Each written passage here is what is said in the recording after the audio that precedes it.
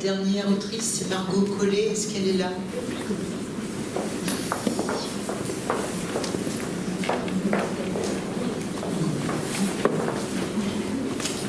Bonjour à toutes et à tous. Donc, je suis militante féministe. Je travaille aussi professionnellement sur les questions d'égalité entre les femmes et les hommes.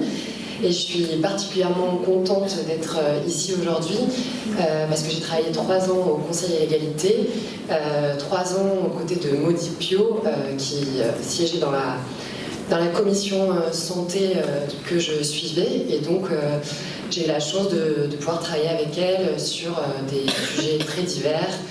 L'accès à la santé des femmes en situation de précarité, les violences gynécologiques et obstétricales, l'éducation à la sexualité. Et Maudy a toujours été présente, exigeante, et elle nous a fait, je crois, à toutes et tous changer notre regard, en tout cas ouvrir les yeux aussi sur à quel point il était important d'inclure sur tous ces sujets-là la question des femmes en situation de handicap. Donc je suis là pour vous présenter un livre, je suis une des représentantes de ce collectif, Le féminisme pour les nuls, donc, qui a été rédigé sous la direction de Danielle Bousquet, qui a été présidente du Haut Conseil à l'égalité jusqu'à très récemment, et que j'ai coécrit avec Claire Guiraud, Miné Gounbaye et Romain Sabatier, et c'est Sophia Aram qui en signe la préface.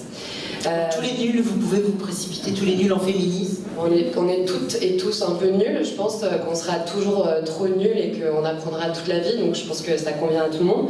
Ce qu'on s'est dit, c'est qu'il existait élever des poules pour les nuls, le barbecue pour les nuls, la franc-maçonnerie pour les nuls, et juste il a fallu attendre 2019 pour voir publier Le féminisme pour les nuls, qui est quand même un des plus grands et importants combats de notre société actuelle.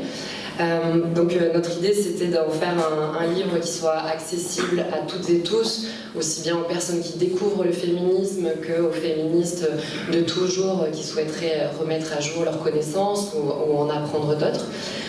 Donc on revient de manière très accessible, très concrète sur ce qu'est et ce que n'est pas le féminisme, sur les grands combats qu'il a permis de gagner, que ce soit le droit à l'avortement, le droit à l'éducation, le droit de divorcer et tout ce qui nous reste encore à mener, et notamment la question des violences sexistes et sexuelles.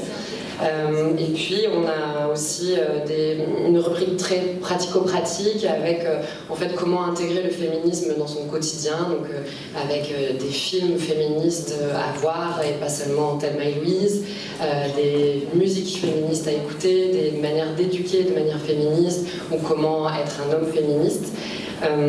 Et aujourd'hui, donc, le livre n'est pas disponible à la librairie, mais je le vends en direct et tous les bénéfices seront reversés à FDFA. Parce que pour nous, les associations féministes sont le cœur du féminisme et qu'elles manquent cruellement de moyens. Donc pour nous, c'est une manière de...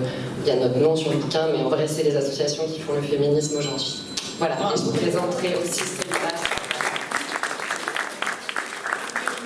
Et 30 secondes, et je suis aussi co-autrice, bon, un peu toujours sur le même thème, de Beyoncé est-elle féministe et autres questions pour comprendre le féminisme, qui celui-ci s'adresse plutôt aux adolescents et adolescentes, que j'ai coécrit avec Raphaël Rémy-Leleu et qui est porté par l'association Oser le féminisme. Et tous les bénéfices sont reversés à Oser le féminisme. Voilà.